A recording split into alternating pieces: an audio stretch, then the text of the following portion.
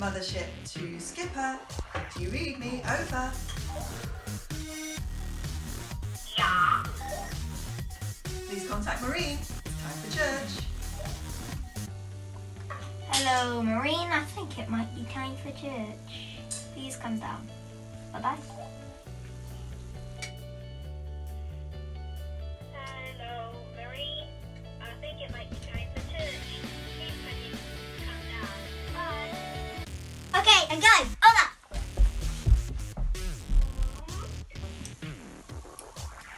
Maureen's baby, it's time for church. Please come into the kitchen. Over. Oh, it must be my call.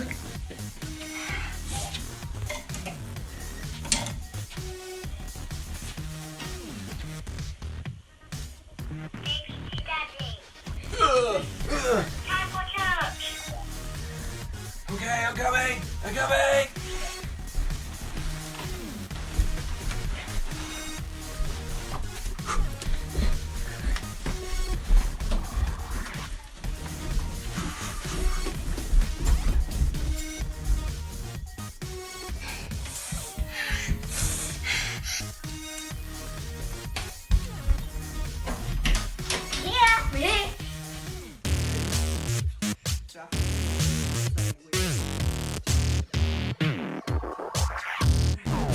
We're ready for church. Are you?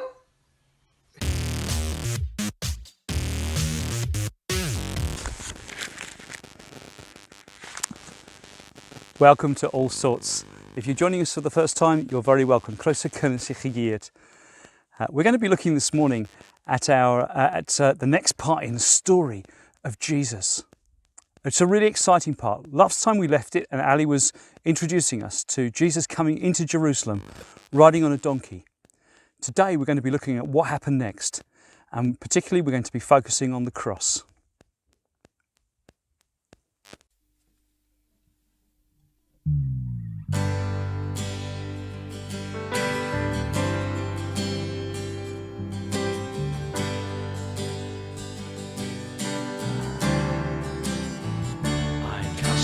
Mind to Calvary, where Jesus bled and died for me.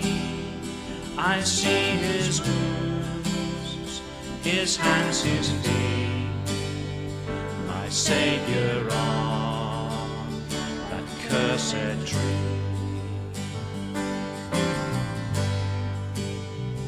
His body bound and drenched in tears, they laid him down in Joseph's tomb, the entrance sealed by heavy stone, Messiah still and all alone.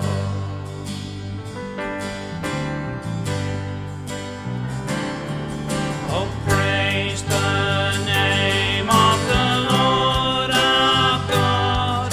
Oh, praise his name forevermore. For endless days we will sing your praise, O Lord our God. Then on the third, at break of dawn, the Son of Heaven rose again. Oh, trampled dead, where is your sting? The angels roar for Christ the King.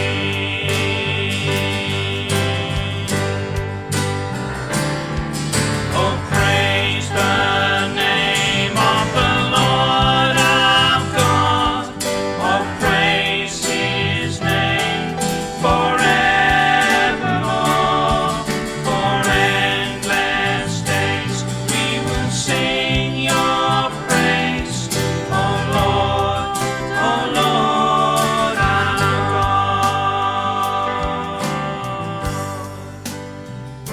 We shall return in robes of white sun shall pierce the night, and I will rise among the saints, my gaze transfixed on Jesus' face.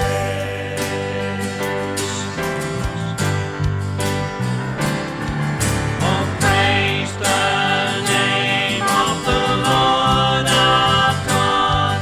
Oh, praise His name forevermore. For endless days we will sing your praise. Oh Lord our God. Oh Lord our God. Oh Lord our God.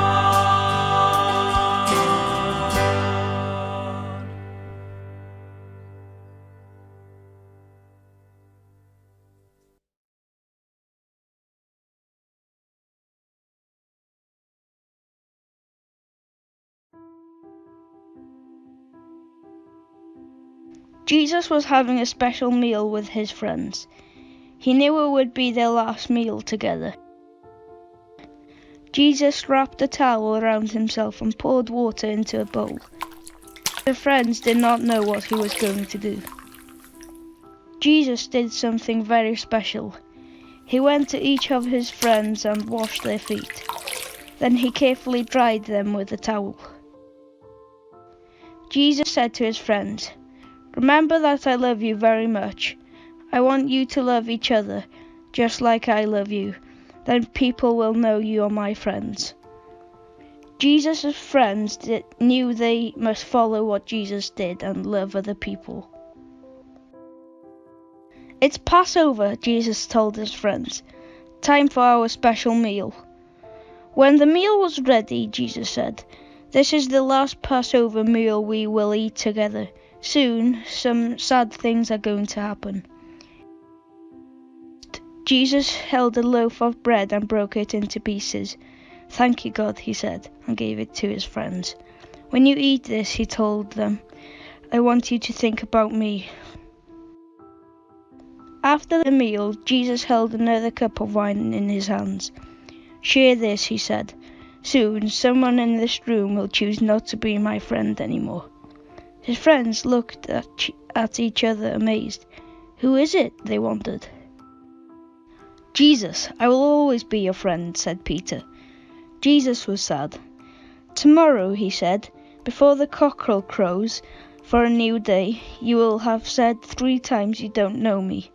"No," replied Peter, "I would never say that." That night some soldiers came and took Jesus away. Peter went to see what was happening. "You're a friend of Jesus, aren't you?" asked the girl. Peter was frightened. "No, I'm not," he whispered.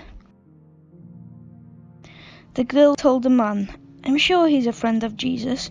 "No, I'm not," said Peter. "Are you a friend of Jesus?" asked the man. "No, I'm not," insisted Peter. The cockerel crowed. It was a new day, and Peter remembered what Jesus had said. Peter felt so sad. He loved Jesus, but he had pretended he did not know him.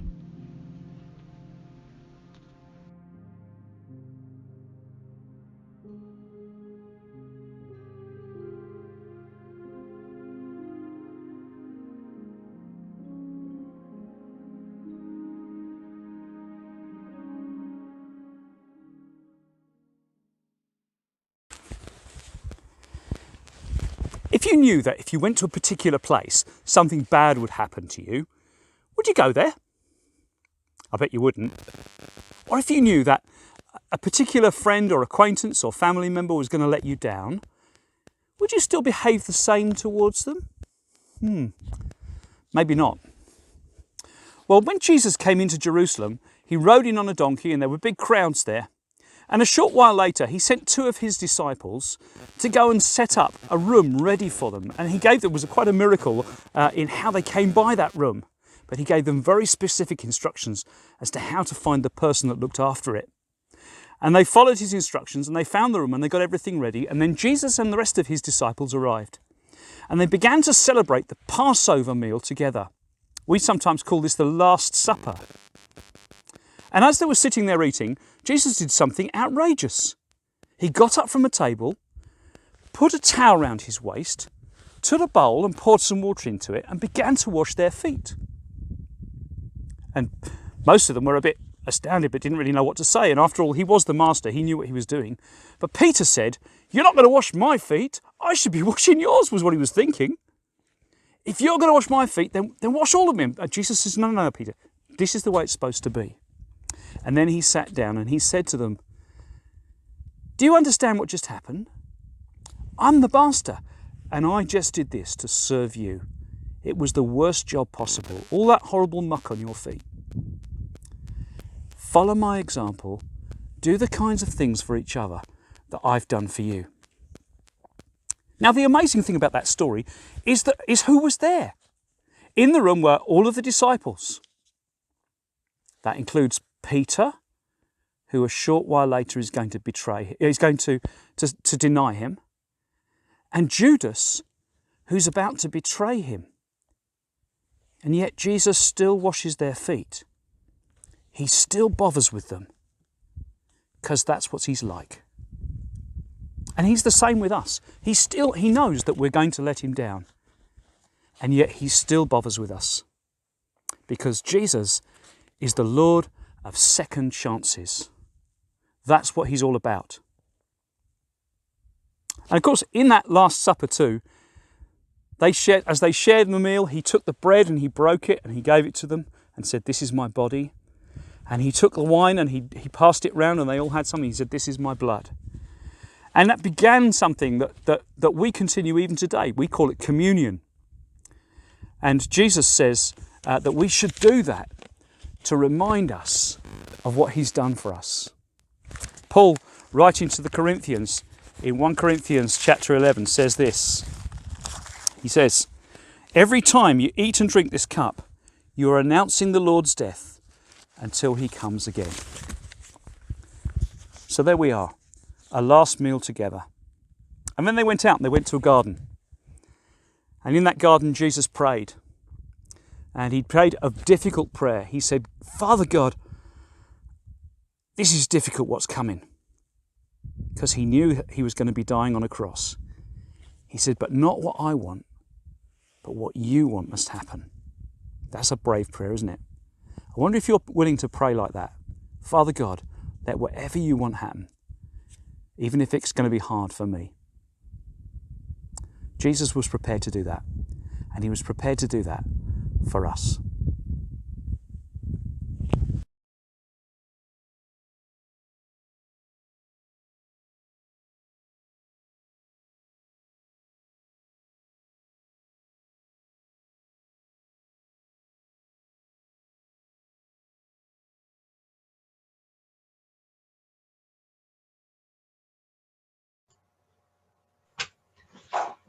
Hi Harry, how are you? Haven't seen you in ages.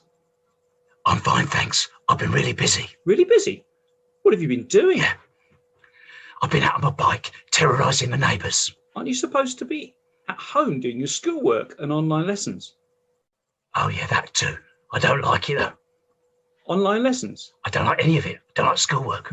Aren't you looking forward to being back at school and seeing your friends? Oh yeah, but it's going to be Easter before that happens. Talking about Easter, we're looking at some of the Easter story in our ALLSORTS service this week. I know all about Easter. You do? Yeah, it's about chocolate.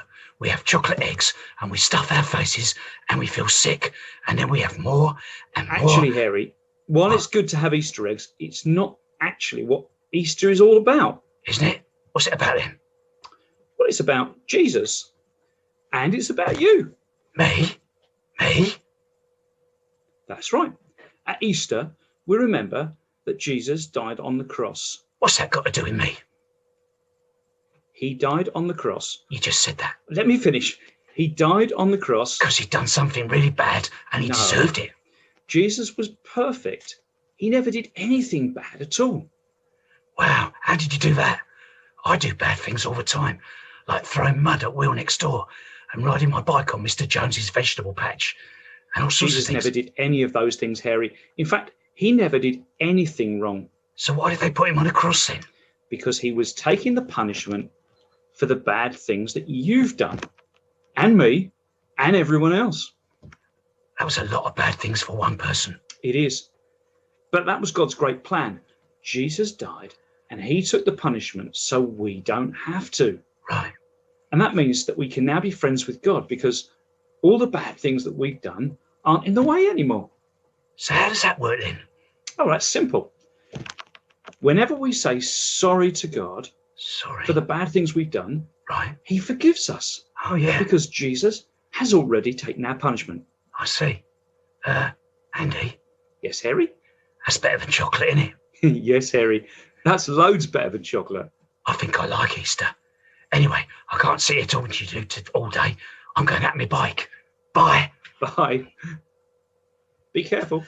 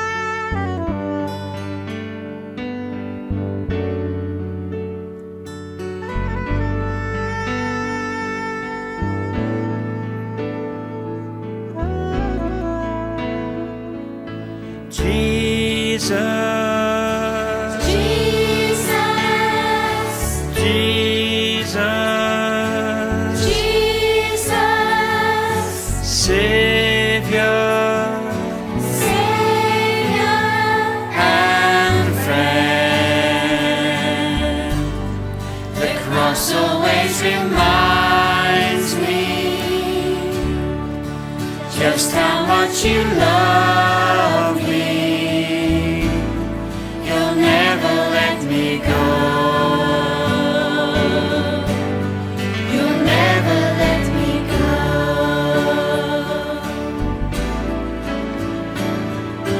Jesus.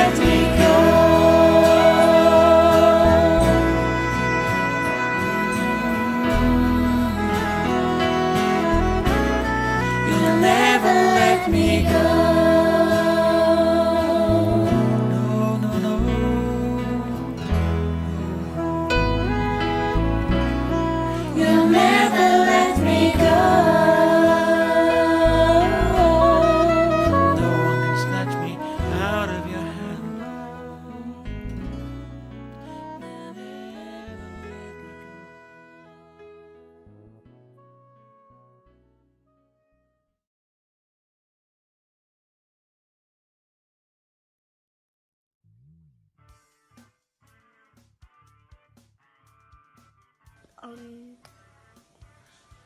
When I think about the cross, it means to me And makes so we can take your sins.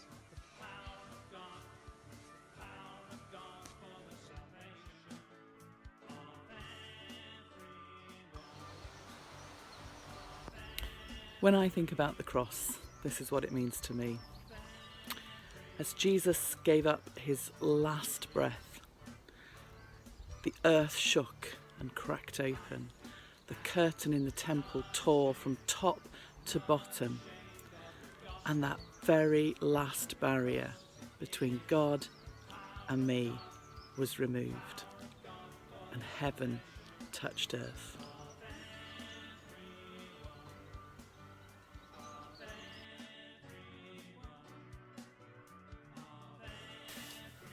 When I think about the cross, this is what it means to me, that I have received undeserved grace.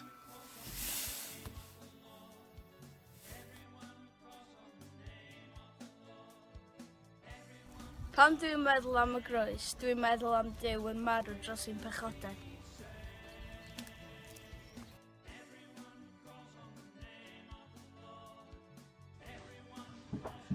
When I think of the cross and what it means to me, it means I've been given everlasting life because of Jesus' death on that cross.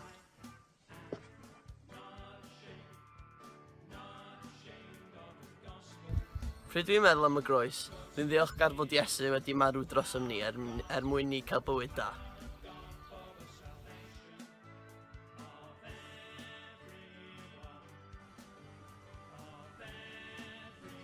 When I think about the cross, it means quite most of my life to me, really. Quite a bit of my life. It's sort of around the cross. It's very important.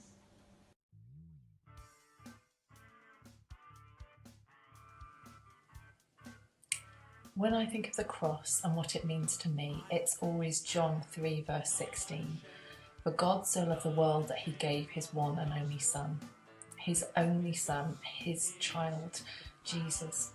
His perfect, blameless, sinless child, whom he adored, whom he delighted in. And he watched him nailed to a cross to rescue me, to rescue you, from the wages of sin, from death, so that we could live. And yet we don't deserve it. That's how much he loves us. So when I think of the cross, it's always of a father's sacrificial love, and I'm so thankful.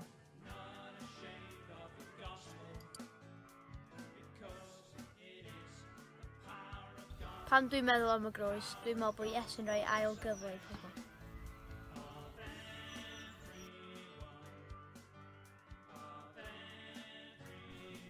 When I think about what the cross means to me, it means that I'm truly loved by God.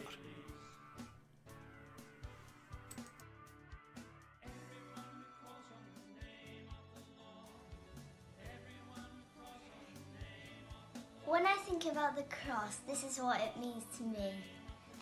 So like, everything in the Bible is like in the cross which Jesus died on.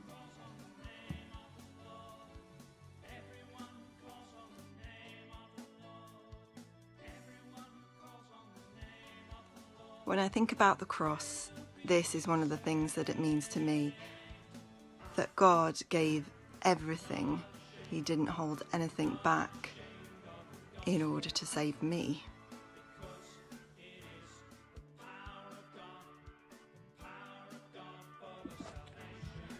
Well, when I think about the cross, this is what it means to me. Jesus said, "It is finished. Death is defeated, the King is alive." Amen.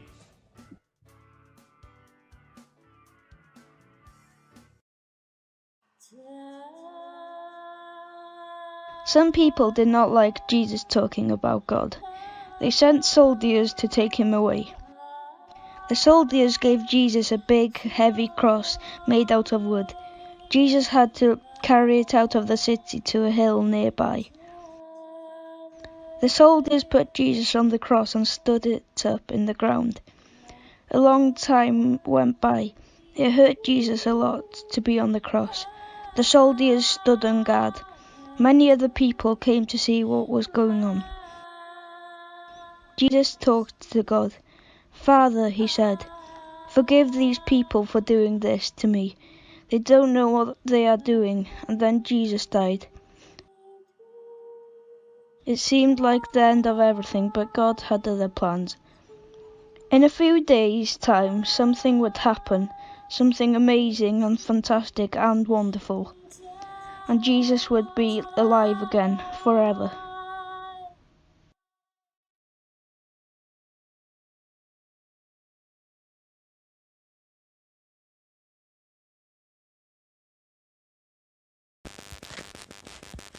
So what lots of people at the time thought was the end of the story, Jesus ends up outside of the city being nailed to a cross. Perhaps a bit like this one, only quite a bit bigger. It's a strange thing, isn't it? An instrument of torture, a thing of death, and yet people wear it round their necks as a piece of jewellery. Sometimes Christians wear it as a reminder of what he's done for us. And while he's there on the cross, there are people either side who are saying, one of them is shouting insults at him and swearing at him because he's in a lot of pain, he's going to take it out on somebody. And the other one says, "No, we're here because we deserve to be. But this Jesus didn't do anything. In fact, he didn't do anything. He died because we did." And as he's there on the cross, he shouts out with a loud voice, "It is finished." What is? The punishment has been taken. The price has been paid. From here onwards, we can be forgiven.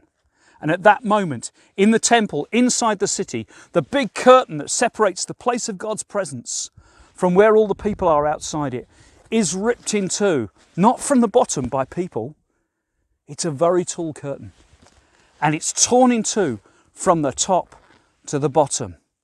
At the moment of Jesus' death on the cross, God himself tears the curtain in two and opens the way. From that moment onwards, you and I and anyone else that will respond to him can come into God's presence. We can be friends with him because of what Jesus did. Of course, that was a long time ago. But the cross still has a place today. It's still the place where we can come when we need forgiveness, when we've done something wrong. It's still the place where we can say sorry and know that because of that, we're forgiven. The cross is also a place to take pain and suffering. When we're having a hard time and it's really difficult, we can go to the cross and we can talk to Jesus there because he understands. He had a hard time. He's experienced pain and suffering. The cross is also a place to take questions. I don't understand, God. What's going on? Why have you allowed this? Why is this happening? Sometimes he answers. Sometimes he changes things. Sometimes he changes us and alters our perspective. 2,000 years later, the cross still stands. Not the original one, not even a kind of model of it like this one, but the reality of what Jesus did on the cross still counts today. It still stands. And whatever we might do, and whatever we might think, and whatever we might struggle with, and whatever pain and suffering we may go through, and whatever we need to have forgiven, the cross is enough.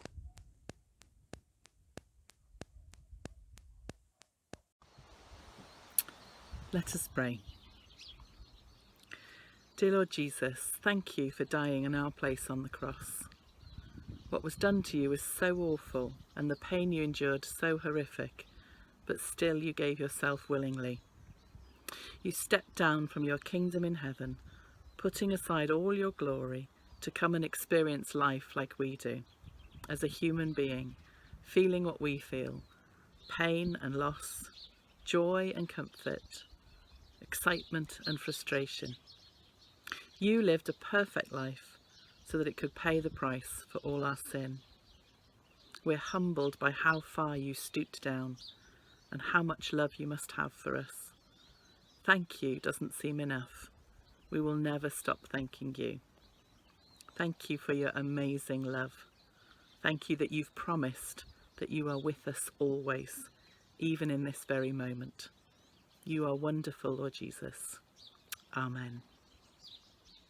Dad Duw, diolch am y groes. Diolch bod ni'n gallu dod yn ôl i'r groes pan da ni'n gwneud pethau drwg, a ti'n maddau ni eto. Diolch bod da ni'n gallu deall dyfnder dy garad trwy gweld beth ar ti'n neud ar y groes. Diolch fod ti wedi orchwygu marwolaeth ar y groes a fod ti wedi gwneud ffordd i ni fyw am beth efo ti. Diolch Dad. Amen. Amen.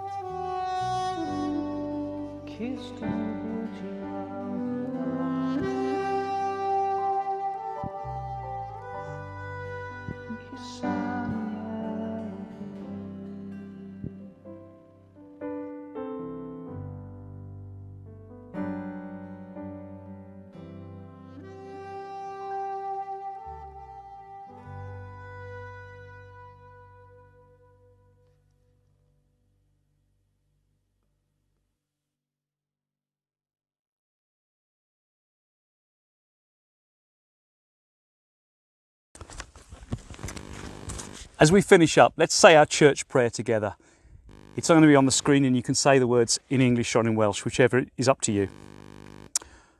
O Dad, gna ni'n eglwys heb waliau, efo Iesu Grist, yn graidd I bopeth rydyn ni'n neud. Dysga ni sut I gari pobl yn well. Helpa ni I neud disgyblion.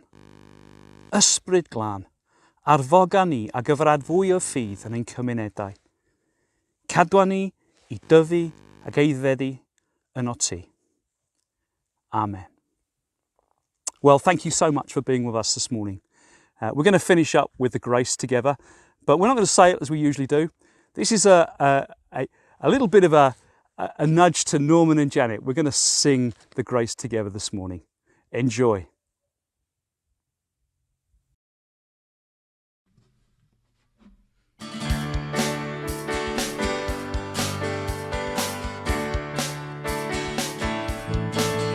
May the grace of our Lord Jesus Christ and the love of God our Father and the fellowship of the Holy Spirit be with us forevermore and evermore and evermore. Amen. May the grace of our Lord Jesus Christ and the love of God our Father and the fellowship of the